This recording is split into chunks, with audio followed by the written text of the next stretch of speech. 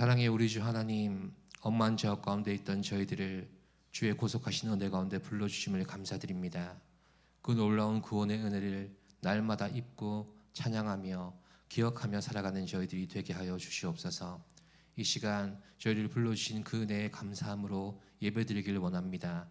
임하시는 주님으로 인하여 주님과의 만남이 있게 하여 주시고 그 만남을 통하여 우리의 삶이 회복되어지는 귀한 은혜가 이 예배 가운데 있게 하여 주시옵소서. 여러 가지 사정과 일들로 나오지 못한 지체들 예배의 자리를 언제든지 사모하게 하여 주옵시고 그의 인생이 한 사람의 예배자로 아버지 앞에 세워지기까지 온전히 주님을 찾고 주님을 예배하는 그러한 예배자가 되게 하여 주시옵소서. 이 시간 저희들은 주님의 은혜와 또한 말씀하시는 그 크신 사랑을 깨달아 알기를 원하며 온전한 마음으로 예배드리기를 원하오니 성령 하나님 임하셔서 저희들의 중심을 주장하여 주시옵소서.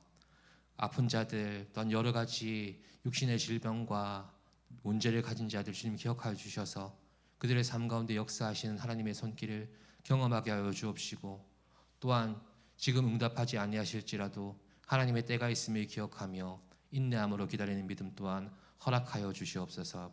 우리 모두가 신실히 역사하시고 임하시는 하나님을 찬양할 수 있도록 주님 찾아가 주시옵고 그들에게 믿음 더하여 주셔서 늘 주님 곁에 주님과 동행하는 삶을 살아가는 성도가 되게 하여 주시옵소서.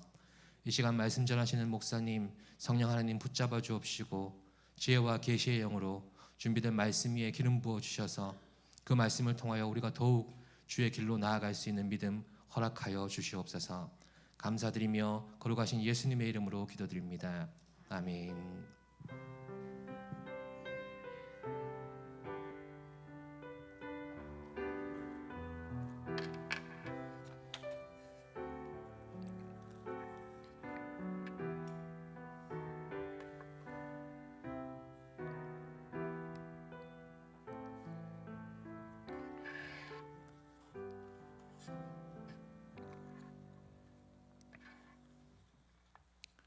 하나님 말씀 신명기 11장 22절에서 32절입니다. 구약 280쪽입니다. 11장 22절에서 32절 말씀 한 절씩 교독하겠습니다. 너희가 만일 내가 너희에게 명하는 이 모든 명령을 잘 지켜 행하여 너희의 하나님 여호와를 사랑하고 그의 모든 도를 행하여 그에게 의지하면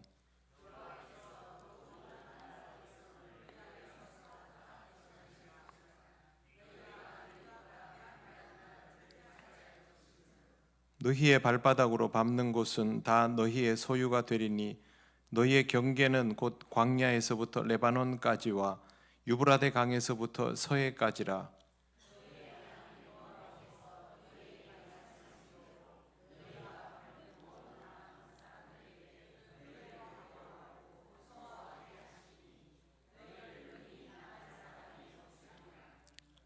내가 오늘 복과 저주를 너희 앞에 두나니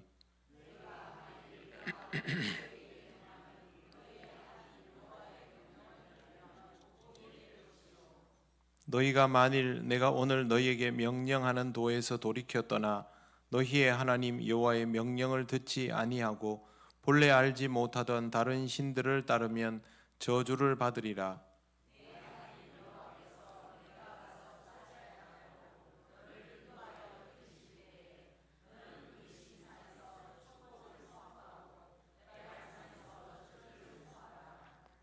이 두 산은 요단강 저쪽 곧 해지는 쪽으로 가는 길 뒤 길갈 맞은편 모래 상수리 나무 곁에 아라바에 거주하는 가나안 족속의 땅에 있지 아니하냐.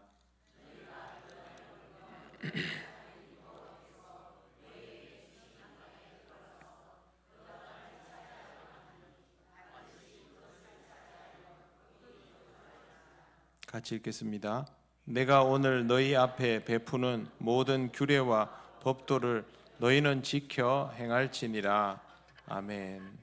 기도드리겠습니다. 하나님 감사합니다. 오늘도 주신 신명기 말씀을 함께 묵상하며 우리를 향하신 하나님의 뜻을 깨달아 알기 원합니다. 성령께서 우리를 인도하여 주시옵소서.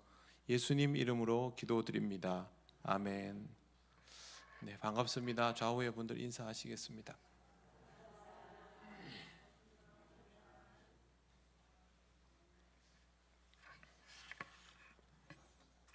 네, 오늘 우리가 읽은 말씀은 22절부터이지만 이 말씀은 지난주에 보았던 18절에서 20절을 전제로 하고 있습니다. 그래서 18절에서 20절 말씀을 천천히 제가 읽겠습니다.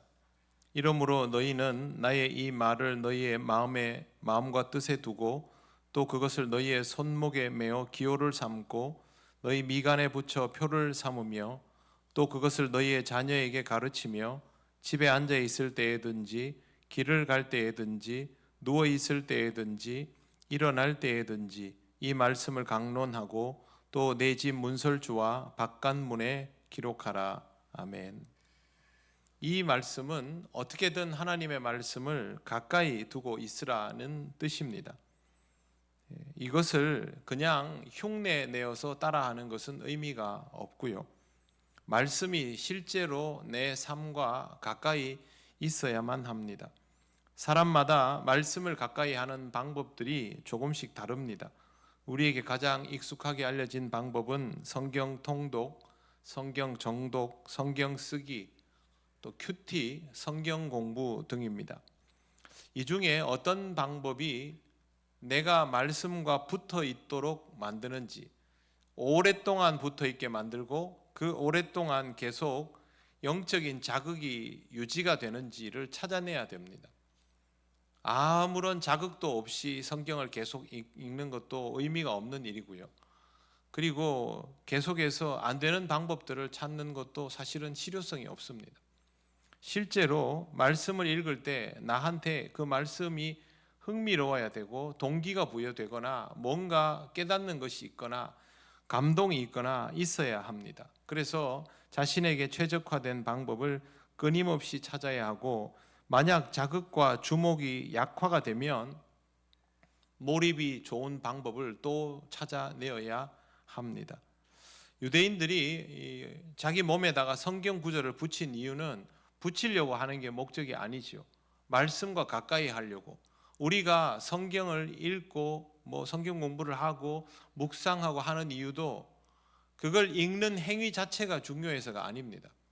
무슨 뜻인지를 알아야 하기 때문에 그걸 알아야만 그 말씀을 내 실질적인 삶에다가 갖다 붙일 수 있기 때문에 그 과정이 필요한 겁니다. 그래서 성경을 읽을 때 아무런 의식과 자극 없이 읽는 시간, 타성에 젖어서 읽는 시간이 늘어나면 안 됩니다. 매번 그 말씀을 읽을 때마다 사실상 군더더기 없이 집중이 되어야 합니다. 그게 우리 몸에 말씀을 붙이는 훈련이라는 것을 명심을 하시고 이렇게 해야 뭔가 얻는 게 계속 있습니다.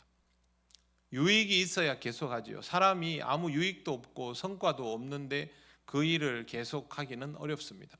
성경을 몇 달만 읽고 읽지 않을 것은 아니지 않습니까? 평생 읽어야 하지 않습니까? 시도 때도 없이 봐야 하는 게 성경 말씀입니다. 그렇기 때문에 연결을 놓지 않도록 최적화를 시켜 나가야 합니다. 성경에는 이런 내용은 쓰여져 있지 않습니다. 그 말은 우리가 정말 말씀에 대하여는 능동적으로 이런 방법들을 취해야 한다라는 것이고 누가 해주는 것이 아닙니다. 스스로 목말라 해야 하고 소중하게 생각해야 합니다. 유대인들은 율법을 지키기 위하여 성경 구절을 몸에 붙이는 방식을 계속해서 따라 했지만 결과적으로는 성경 말씀의 의미를 이해하지 못했기 때문에 예수를 그리스도로 받아들이지 못했던 것입니다. 말씀을 이해하지 못하면 하나님의 뜻을 알 수가 없습니다. 여러분 성경을 읽으면요 딱 나오는 게 있습니다. 하나님이 무슨 뜻으로 이렇게 하시나? 하나님이 이 말씀을 하시는 이유는 무엇인가? 하나님께서 이런 결정을 내리신 이유는 무엇인가? 예수 그리스도께서 무슨 의미로 이런 말과 행동을 하시는가? 이런 데 초점이 맞추어져야지 그 안에 있는 사람들의 모습에 초점이 맞추어진다는 것은 성경을 벌써 자기중심적으로 읽고 있다는 겁니다. 오늘 제가 아들이랑 메시지를 주고받았는데 아론과 훌이 모세가 아말렉과의 전쟁에서 기도할 때 팔을 올렸지 않습니까? 팔이 올라가면 전쟁에 이기고 팔이 내려가면 전쟁에 지고. 여러분, 이 구절의 핵심이 뭐라고 생각하십니까? 모세가 기도하였다를 핵심으로 생각하더라고요. 아닙니다. 모세가 아무리 기도해도 하나님이 들어주시지 않으면 쓸모가 없습니다. 하나님이 모세의 기도에 응답하신 것이죠. 하나님이 이스라엘을 지키기로 원하신 겁니다. 핵심은 하나님의 뜻입니다. 성경을 읽을 때 하나님과 예수 그리스도를 놓치지 말아야 합니다. 그게 아니고 내 감정이 중심이 돼서 성경을 읽어 나가기 시작하면요, 내 감정에 따라서 성경 읽기가 바뀌어집니다. 항상 하나님과 예수 그리스도를 중심에 놓고 성경 읽기를 하셔야만 지속적으로 성경을 읽어 나갈 수 있다라는 것을 잊지 않을 수가 있습니다. 모든 것을 다 알 수는 없지요. 그러나 하나님의 뜻이 무엇인지를 기도하고 묻고 말씀을 통하여 들으시기를 바랍니다. 21절 보시면 그리하면 여호와께서 너희 조상들에게 주리라고 맹세하신 땅에서 너희의 날과 너희 자녀의 날이 많아서 하늘이 땅을 덮는 날과 같으니라. 이렇게 되어 있습니다. 하늘이 땅을 덮는 날이라는 것은 직역을 하면 그 땅 위에서 그 하늘의 날들과 같이입니다. 하나님의 나라가 이 땅 위에 뒤덮이는 때와 같이라는 뜻인데, 하나님의 나라는 시간의 제한이 없지 않습니까? 그와 같이 조상들에게 주리라고 맹세하신 그 땅에서 이들의 삶이 장구해지리라, 이런 뜻입니다. 근데 이게 사실상 유통기한이 없다는 뜻입니다. 즉 말씀을 따라서 살아가는 동안은 계속 보장이 된다는 뜻입니다. 말씀을 따라 살아가지 못하면 그 보장은 어느 순간 사라지고 없다는 것이죠. 우리가 하나님으로부터 복을 누리겠다라는 선언을 듣습니다. 그건 틀림없는 사실이죠. 그런데 그 복이 유효한 것은 말씀을 따라 살아가고 있는 동안입니다. 계속 말씀 따라 살아가면 그 복은 영원히 누리는 복이 되는 것이고, 그것을 벗어나면 하나님께서 영원히 누릴 수 있도록 해주겠다고 이렇게 말씀을 하셔도 불순종하는 그 순간부터 다 날아가는 겁니다. 그렇게 날아가면 하나님이 주시는 복이 유한한 것이 아니냐? 아닙니다. 하나님께서 주시는 복은 순종하는 자에게 유효하기 때문에 그렇게 되는 것입니다. 22절 보십시오. 만일 내가 너희에게 명하는 이 모든 명령을 지켜 행하여 너희의 하나님 여호와를 사랑하고 그의 모든 도를 행하여 그에게 의지하면 이라고 되어 있습니다. 여기 잘 보시면요, 내가 너희에게 명하는 이 모든 명령을 잘 지켜 행하여 너희의 하나님 여호와를 사랑하고, 이렇게 되어 있죠. 그러면 우리가 하나님을 제대로 사랑하는 방법은 뭡니까? 앞에 있는 내용이죠. 그렇죠? 이 모든 명령을 잘 지켜 행하여. 내가 하나님 사랑합니다, 너무너무 사랑합니다, 하나님밖에 없습니다, 그게 아니라 하나님이 말씀하신 것이 무엇인지, 하나님이 왜 저런 말씀을 하시는지 그 마음을 알아서 내가 진심을 다하여 그것을 지킬 때, 그게 하나님을 향한 사랑이라는 뜻입니다. 그리고 이 하나님을 향한 사랑은 모든 도를 행하여에까지 이어지게 되어 있습니다. 그래서 모세가 이렇게 표현하는 겁니다. 하나님을 사랑하는 방법, 하나님의 말씀을 잘 지켜 행하고 그 가르침에 따라서 살아가고 마지막에 그에게 의지하면, 이것까지입니다. 이것 외에 다른 방법으로 하나님을 사랑하는 것이 하나님을 사랑하는 것으로 성립되지를 않는다는 것을 우리는 이 말씀 속에서 보아야 합니다. 왜 명령을 따르는 것이 하나님을 사랑하는 것이 될까요? 하나님의 원하심에 맞추기 때문입니다. 제가 어떤 사랑하는 사람이 있습니다. 그런데 제가 제일 중요하게 여기는 사람이 있습니다. 보살펴야 되는. 그러면 저를 사랑하는 사람이 저를 제대로 사랑하는 방법은 뭘까요? 이 소중한 사람을 함께 품어주는 게 되겠죠. 그런 이치입니다. 하나님께서는 이 땅에 있는 생명들을 살리기를 원하세요. 그럼 우리가 하나님을 사랑하는 방법은 하나님의 그 원하심에 맞추는 것입니다.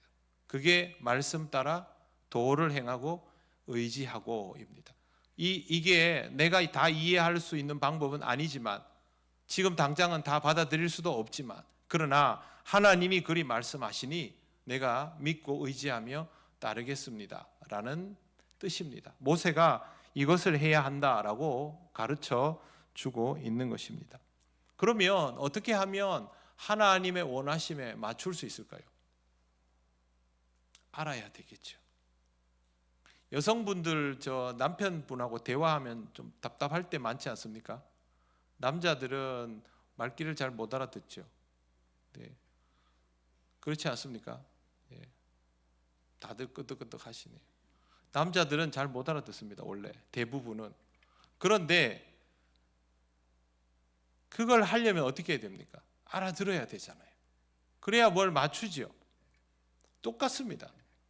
하나님이 말씀하시는 것을 못 알아들으면 할 수가 없습니다. 하고 싶지요. 교회 다니는 그리스도인이 하나님이 원하시는데 맞추기 싫은 사람이 있을까요? 없을 겁니다. 다 맞추고 싶어 합니다. 그런데 무엇을 원하시는지를 모르면 맞출 수가 없습니다. 그래서 성경 말씀을 깊이 읽어야 하는 겁니다. 말씀이 무슨 의미인지를 알고 그래야만 거기에 조금이라도 맞출 수 있습니다. 100번을 얘기해도 말씀을 읽고 그것을 이해하는 것이 중요하다는 말씀만 반복적으로 드립니다. 말씀을 깊이 이해하는 데에 많은 노력을 기울이시기를 바랍니다.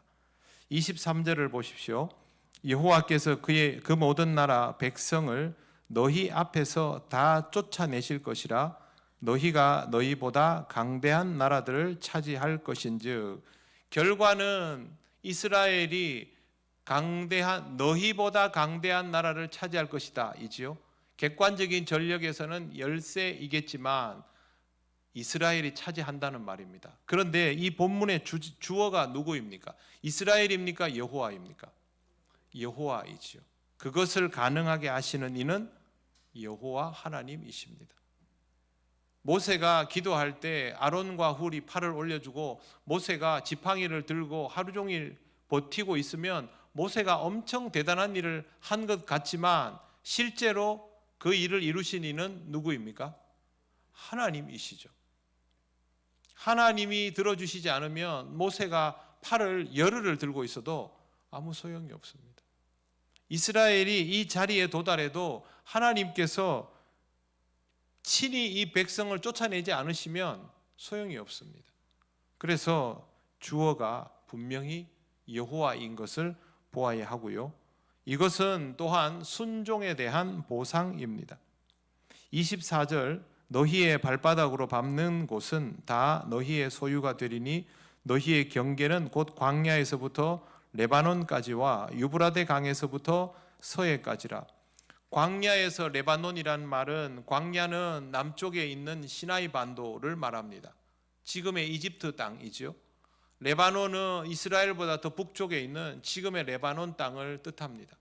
그러면 실제 지금 이스라엘보다 거의 2배의 길이가 되는 영토가 나옵니다. 그 다음에 동쪽으로는 유브라데 강, 서쪽으로는 서해라는 말은, 이 서해는 지중해를 뜻합니다. 동쪽 유브라데 강을 거슬러 나가면 지금의 요르단 땅을 넘어갑니다. 지금 이스라엘과 요르단, 그 위에 있는 시리아와 레바논, 아래쪽에 있는 시나이 반도까지를 다 아우르는 겁니다. 실제로 이스라엘이 가나안을 정복할 때 가나안 땅으로 직행한 것이 아니라 요단 동편으로 해서 올라가서 쳐내려오지요. 그래서 사실은 이 땅을 다 먹은 겁니다. 하나님이 이스라엘에게 주신 땅은 이만큼 큽니다. 영토로 굳이 말하자면 지금 우리 남한보다 더 큽니다. 이스라엘의 영토는요, 강원도만 합니다. 성경에 보면 굉장히 이렇게 커 보이지만 실제 이스라엘의 영토는 지금 우리나라 휴전선 이남에 있는 강원도와 휴전선 이북에 조금 있는 강원도 크기를 합친 정도밖에 안 됩니다. 그런데 여기에 나오는 이 크기는 우리 남한보다도 오히려 더 큽니다. 하나님은 이 정도로 넉넉한 땅을 이스라엘에게 약속하셨던 것입니다. 그런데 이스라엘은 가나안 정복 초기를 제외하고는 이 땅을 제대로 써보지도 못했습니다. 왜? 들어가자마자 우상 숭배부터 했거든요. 하나님이 주시지 않은 게 아닙니다. 주셨지만 제대로 누리지 못했습니다. 25절 보십시오. 너희의 하나님 여호와께서 너희에게 말씀하신 대로 너희가 밟는 모든 땅 사람들에게 너희를 두려워하고 무서워하게 하시리니 너희를 능히 당할 사람이 없으리라. 이스라엘이 그만큼 강력해진다는 뜻인데 여기에 아주 재미있는 표현이 있습니다. 너희를 능히 당할 사람이 없으리라. 이 말은 직역하면 어떤 사람도 스스로를 너의 얼굴에 위치시키지 못할 것이다 입니다. 왜 사람이나 짐승이나 특히 사람들 왜 격투기 같은 거 할 때 보면 눈싸움 하죠. 그러면 정말 센 상대를 만나면 마주 보지 못하지 않습니까? 그런 표현입니다. 이스라엘이 눈을 부라리며 사방을 둘러볼 때 그 앞에 서서 맞짱을 뜨겠다고 나설 민족이 아무도 없을 거라는 겁니다. 이스라엘은 가나안 전체의 공포의 대상이 되는 것이죠. 사실 객관적인 전력으로는 이스라엘이 무슨 모압이나 암몬이나 가나안에 있는 도시 국가들을 이길 수 없습니다. 그런데 결과적으로 하나님께서 이스라엘을 승리자로 만들어 놓으시면 사실상 이스라엘이 이 모든 영역을 통치하는 통치 국가가 된다라는 뜻입니다. 듣기만 해도 좋은 말이죠. 이스라엘 백성이 여기까지 들으면 기분이 얼마나 좋겠습니까? 하나님이 다 들어준다는데, 우리가 저 땅에 들어가서 전쟁을 해야 되는데 그 두려운 마음을 가지고 있는데 하나님께서 승리하게 해주실 뿐만 아니라 마주 서가지고 눈을 부라릴 사람도 없게 만든다니까 정말 기분 좋죠. 그런데 26절 보십시오. 내가 오늘 복과 저주를 너희 앞에 두나니, 그렇게 되어 있습니다. 지금까지는 하나님께서 좋은 말씀만 하셨는데요, 이제부터는 그렇지 않습니다. 27절과 28절 말씀을 우리 천천히 같이 읽어보겠습니다. 너희가 만일 내가 오늘 너희에게 명하는 너희의 하나님 여호와의 명령을 들으면 복이 될 것이요, 너희가 만일 내가 오늘 너희에게 명령하는 도에서 돌이켜 떠나 너희의 하나님 여호와의 명령을 듣지 아니하고 본래 알지 못하던 다른 신들을 따르면 저주를 받으리라.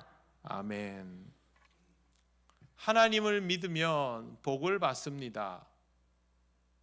하나님을 믿지 않으면 저주를 받습니다. 같은 말일까요? 다른 말일까요? 하나님을 믿으면 복을 받습니다. 하나님을 믿지 않으면 저주를 받습니다. 같은 말입니까? 다른 말입니까? 같은 말입니다. 다른 말이 아닙니다. 예수 잘 믿으십시오. 주님 말씀대로 살아가면 여러분의 삶이 평안하고 복될 것입니다. 이 말과 예수를 똑바로 믿지 않으면 여러분의 삶이 불안하고 저주 가운데 휩싸이게 될 것입니다. 이 말은 똑같은 말입니다. 왜 똑같은 말이냐 하면 하나님께서 공의로우시기 때문입니다. 하나님은 복을 줘야지라고 하는 방식보다는 공의롭게 일을 하십니다. 복과 저주의 개념을 명확히 갈라놓으시고 하나님 말씀에 순종하면 복이 되도록, 불순종하면 그냥 내버려 두는 것이 아니라 저주가 되도록 선을 확실하게 그어 놓으신 겁니다. 그렇기 때문에 우리는 분명해져야 됩니다. 하나님 말씀대로 순종하고 살면 복을 받겠지만 그렇게 살지 못하면 그저 그렇게 살 것이다가 아닙니다. 하나님 말씀에 순종하지 않으면 불순종이 됩니다. 그리고 하나님을 믿지 않는 자는 아무도 믿지 않는 것이 아니라 우상을 숭배하는 자가 됩니다.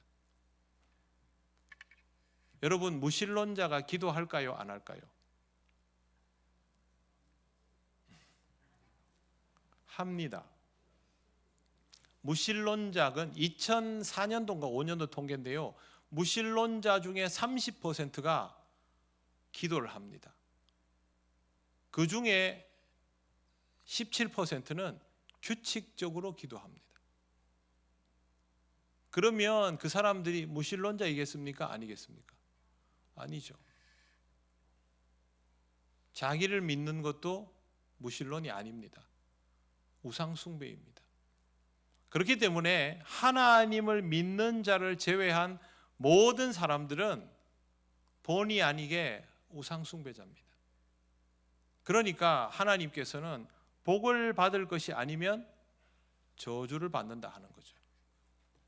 하나님을 믿고 하나님 나라에 이르거나 나머지는 어떻게 됩니까? 지옥 가는 거죠. 중간은 있습니까? 없습니까? 없습니다. 그래서 복과 저주는 세트입니다. 우리는 여기에 대하여 선택해야 됩니다. 복을 받거나 저주를 받거나 중간은 없습니다. 많은 사람들이 신앙생활을 요즘 새벽에 보는 라오디게아 교회처럼 뜨뜻미지근하게 합니다. 왜 그렇게 하느냐 하면 그래도 된다고 생각하기 때문입니다. 그렇지 않습니다. 예수를 믿을 거면 믿고요. 아니면 안 믿는 게 됩니다. 예수 그리스도를 구주로 신앙생활을 완벽하게 하라는 말이 아닙니다. 예수 그리스도를 확실하게 구주로 고백하고 내가 지금 하나님 앞으로 나아가는 것이 쉽지 않고 기도할 때도 주님의 임재에 대하여 아직도 연약하고 부족한 나 자신을 발견할지라도 갈망함으로 주님 앞으로 끊임없이 나아가는 그런 삶이 되어야 하는 것이지, 그런 것들이 잘 구현되지 않을 때 잘 안 되나 보네 이러면 안 된다는 겁니다.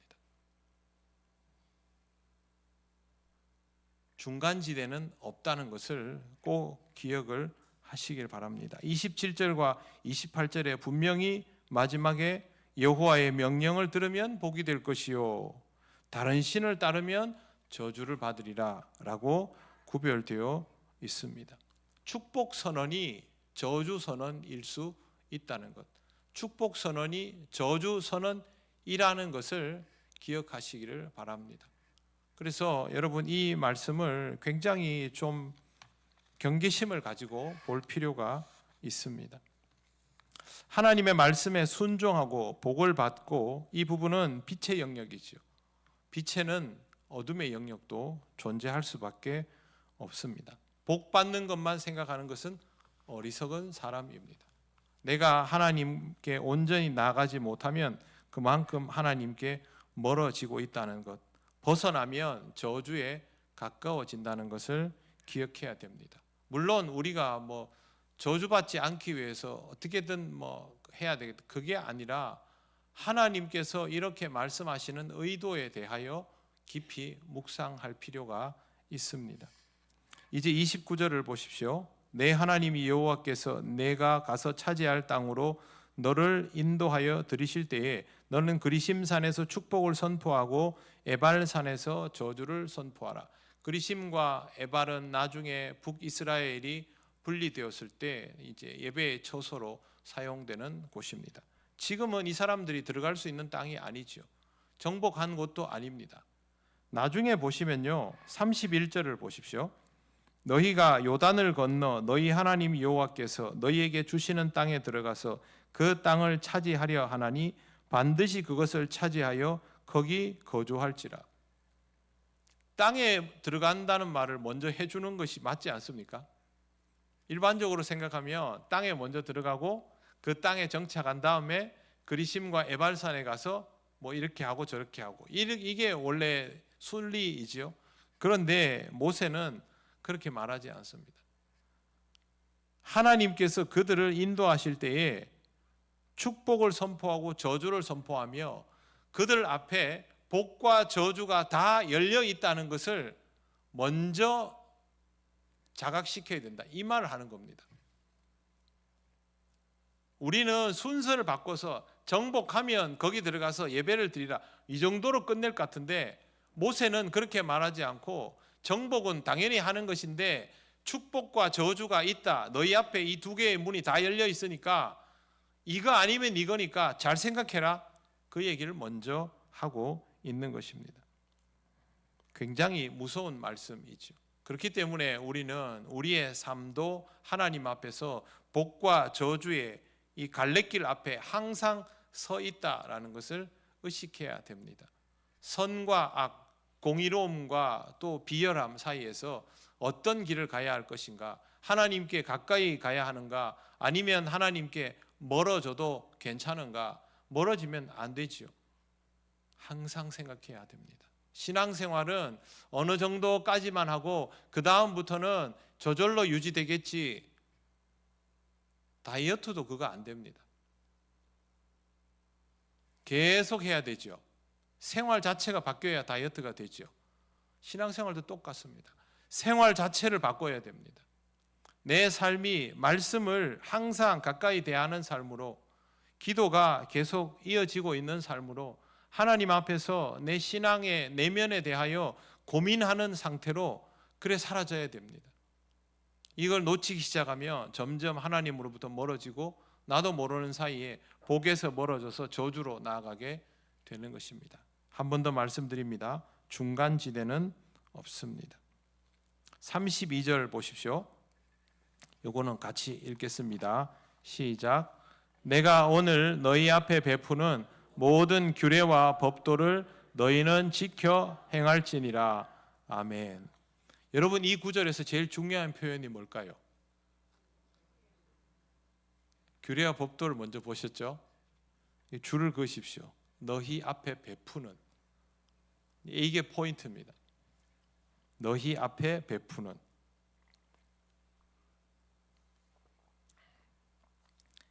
히브리어 성경은 이렇게 설명했습니다. 내가 너희들에게 나누어 주는, 영어 성경에도 세팅해 주는, 이런 뜻입니다. 그러니까 무슨 이렇게 상차림 해주듯이 그렇게 주는. 근데 여러분, 규례와 법도가 이스라엘이 보기에 좋은 겁니까? 부담스러운 겁니까? 부담스러운 거잖아요. 그런데 왜 하나님은 베푸는 이라고 하실까요? 좋은 거 나눠준다는 뜻으로 말씀하시고 있거든요. 이것이 유익하기 때문입니다.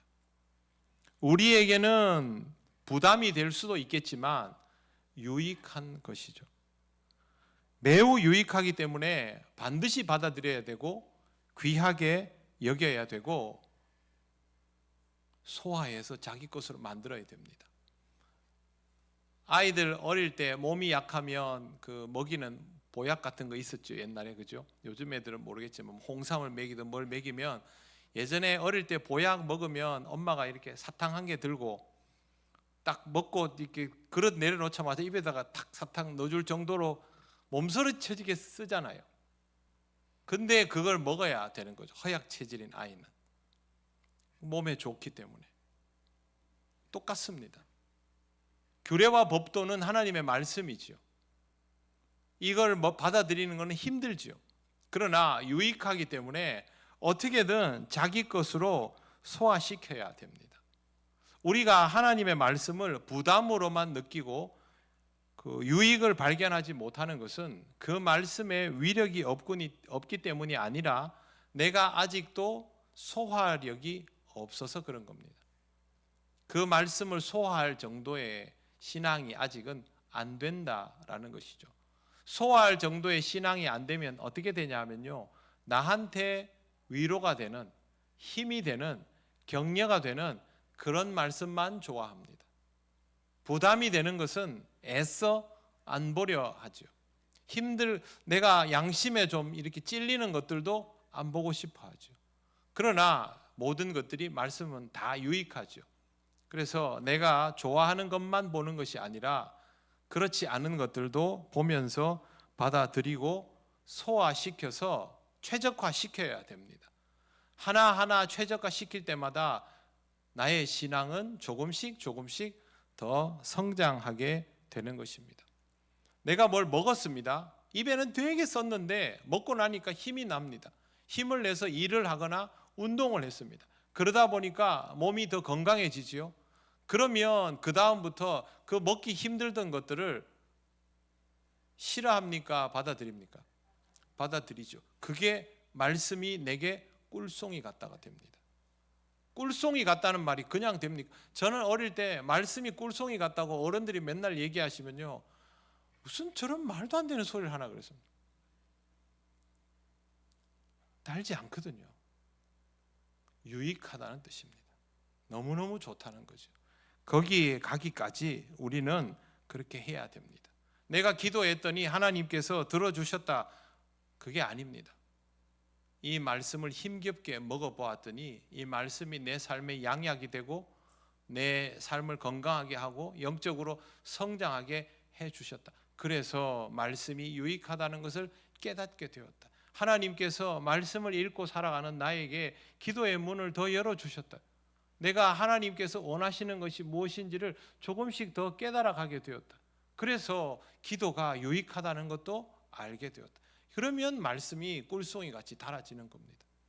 이런 과정들을 통하여 하나님 앞에서 성장하라고 규례와 법도, 즉 하나님의 말씀을 주신 것입니다. 사랑하는 성도 여러분, 하나님의 말씀은 우리에게 베풀어진 것입니다. 규범이 아닙니다. 그래서 여러분, 이 말씀을 대할 때 항상 하나님이 우리에게 베풀어 주셨다라는 마음을 가지고 말씀을 대하시고 말씀을 읽으며 하나님을 깊이 만나는 은혜를 체험하시기를 바랍니다. 기도드리겠습니다. 하나님께 함께 이렇게 기도하기 원합니다. 하나님, 말씀이 나에게 베풀어진 은혜인 것을 성경을 읽어가는 가운데에 깨닫게 하여 주시옵소서. 이 말씀이 나를 성장시키는 것이 확인되게 하시고 말씀을 더욱 가까이 하는 삶이 되게 하여 주옵소서. 주께서 영적 성장을 이루어 주시기를 간절히 원합니다. 다 같이 기도드리겠습니다. 하나님 아버지, 은혜를 감사합니다. 우리에게 주신 생명의 말씀, 정말 하나님 이 말씀을 읽을 때마다 아버지 하나님, 우리의 삶에 너무도 소중하고 필요한 것임을 깨달아 아는 은혜를 누리게 되기를 원합니다. 하나님 아버지, 우리 신앙생활의 모든 요소가 말씀에서부터 비롯되어 있음을 확인할 수 있기를 원하며, 아버지 하나님, 우리가 하나님 향하여 엎드려 기도할 때에도 말씀 따라 기도할 수 있는 삶이 되기를 원합니다. 말씀을 통하여 우리 삶의 지경이 넓어지며 아버지 하나님, 우리의 삶 자체가 하나님께 올려드리는 기도가 될 수 있도록 역사하여 주시옵소서. 우리의 모든 것들이 하나님을 향하여 열리며 하나님께서 우리에게 주시는 것들이 은혜임을 깨닫는 귀한 삶이 될 수 있도록 인도하여 주옵소서. 우리의 신앙이 더 자라나게 하옵소서.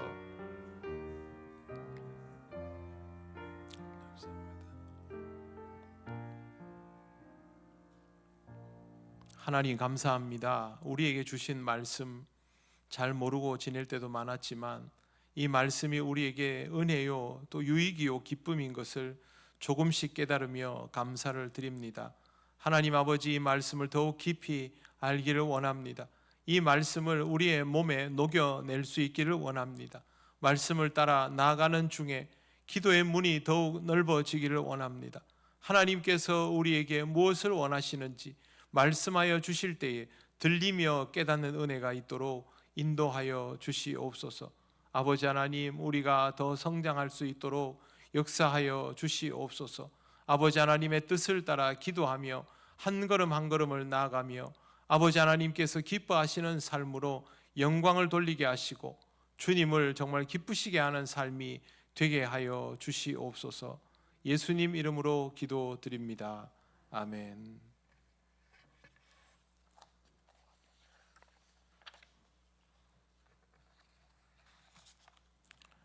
교회 소식 전하겠습니다.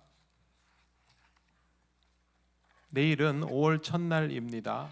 전교인 첫날 새벽기도가 오전 5시 30분 본당에서 있습니다. 기도는 김영우 안수집사님 인도하시겠습니다. 정기 재직회가 다가오는 주일 2부 예배 후에 본당에서 있습니다. 유아세례, 아동세례 신청을 받습니다. 주보를 자세히 보시면 되겠습니다. 5월 동행주일 예배가 기획되어 있습니다. 11일 주일에 행해집니다. 교구별로 기도하고 준비하시고 또 하나님의 은혜를 소망하시기를 바랍니다. 다른 광고는 주보 참조하시면 되겠습니다.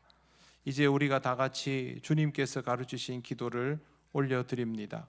하늘에 계신 우리 아버지, 아버지의 이름을 거룩하게 하시며 아버지의 나라가 오게 하시며 아버지의 뜻이 하늘에서와 같이 땅에서도 이루어지게 하소서. 오늘 우리에게 일용할 양식을 주시고 우리가 우리에게 잘못한 사람을 용서하여 준 것 같이 우리 죄를 용서하여 주시고 우리를 시험에 빠지지 않게 하시고 악에서 구하소서. 나라와 권능과 영광이 영원히 아버지의 것입니다. 아멘.